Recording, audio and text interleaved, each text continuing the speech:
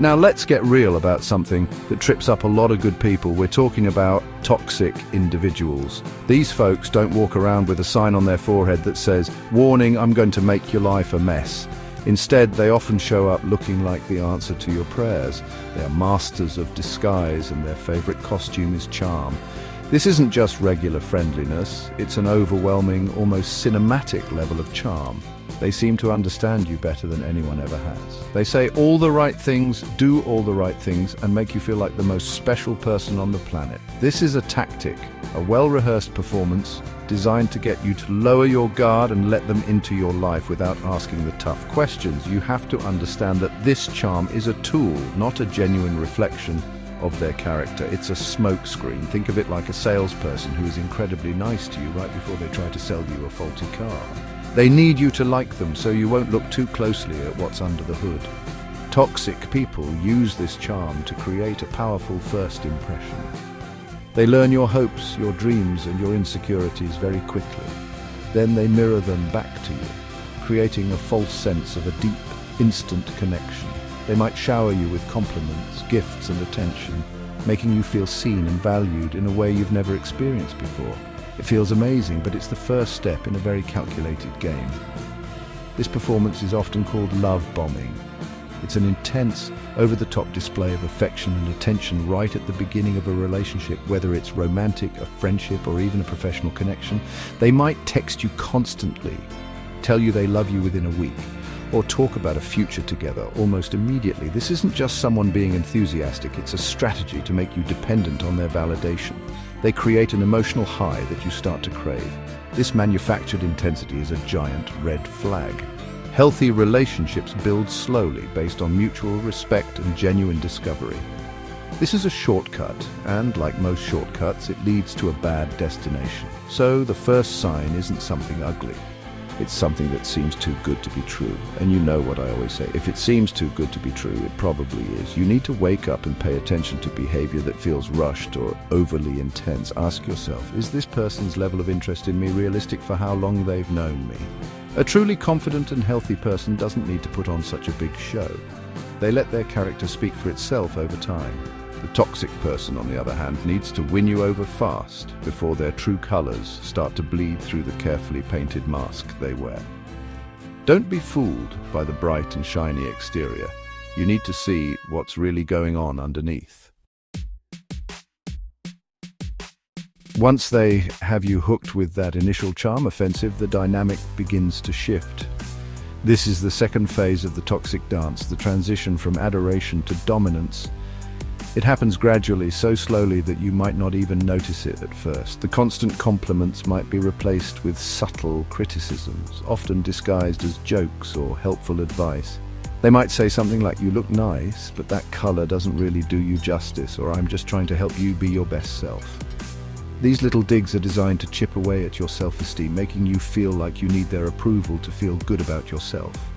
The person who once put you on a pedestal now starts to subtly push you off it. This is where the control tactics really come into play. They start to isolate you from your support system, your friends and family. They might make comments like, "Your friends don't really get you like I do," or create drama every time you want to see your loved ones. Their goal is to make themselves the center of your universe, the only voice you listen to. They will question your decisions, your thoughts, and even your memories. This is a technique called gaslighting, where they manipulate you into doubting your own sanity and perception of reality. You might find yourself constantly apologizing for things that aren't your fault, just to keep the peace. The relationship starts to feel less like a partnership and more like you're walking on eggshells. The shift from the charming you to the real you can be incredibly confusing. You're left trying to get back to that wonderful feeling you had at the beginning.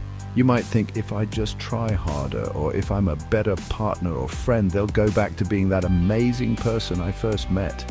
This is the trap. You start working to earn the affection that was once given so freely. This creates a cycle of highs and lows. They'll give you just enough of that old charm, a nice gesture, a moment of affection, to keep you hoping and to keep you in the relationship. This is called intermittent reinforcement, and it's a powerful tool for keeping someone emotionally tied to an unhealthy situation. It's a classic bait and switch. They showed you a fantasy version of themselves to lure you in. Once you're emotionally invested, they reveal their true controlling nature. The power balance tilts completely in their favor. They become the one who dictates the emotional temperature of the relationship. Your needs, feelings, and opinions start to matter less and less. It's no longer about a shared connection. It's about their need for power and control over you. Recognizing this two-step pattern is crucial. The fairy tale beginning is often the setup for a nightmare ending. You have to see the pattern for what it is, a deliberate and destructive strategy. So you start seeing these little red flags, a backhanded compliment here, a bit of jealousy there. Your gut starts screaming at you that something is wrong. But what do most people do? They ignore it. They make excuses. Oh, he's just had a bad day. Or she doesn't really mean it. She's just passionate. Ignoring these early warning signs is one of the biggest mistakes you can make. Every time you dismiss a red flag, you are giving that toxic person permission to cross another one of your boundaries. You are teaching them that their bad behavior is acceptable. This silence doesn't make the problem go away, it makes it grow. It's like ignoring a small leak in your roof. Eventually, the whole ceiling is going to come crashing down. One of the most dangerous consequences of staying in these situations is something called trauma bonding.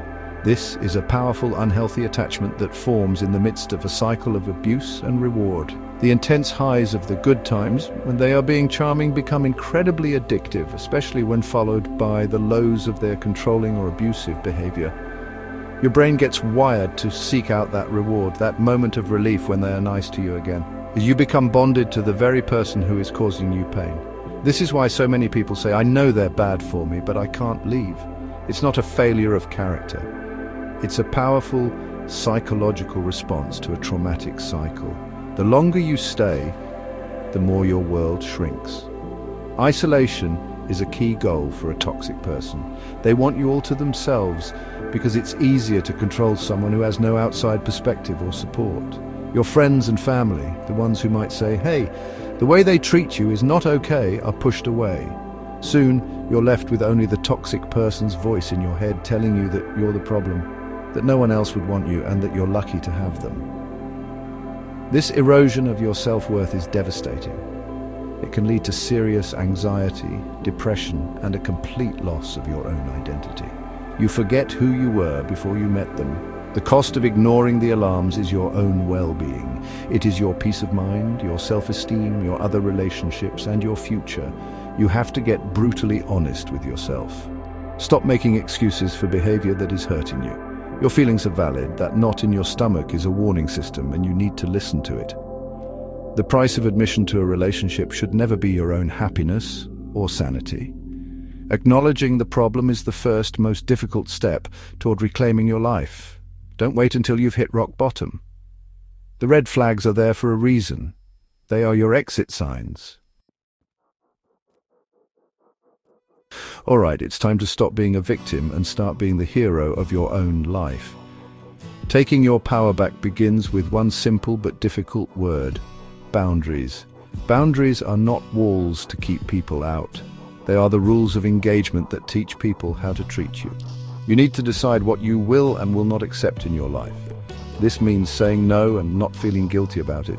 It means stating your needs clearly, like, I will not be spoken to in that tone, or I need to spend time with my friends, and that is not up for negotiation. At first, the toxic person will push against these boundaries. They will test them.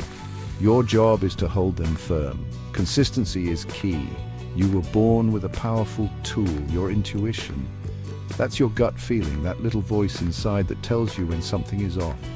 For too long, you may have been taught to ignore it in favor of giving someone the benefit of the doubt. I'm telling you to stop that right now. Trust your instincts. If a person makes you feel consistently anxious, drained, or confused, that is your intuition sending up a flare. It doesn't need a spreadsheet of evidence to be valid.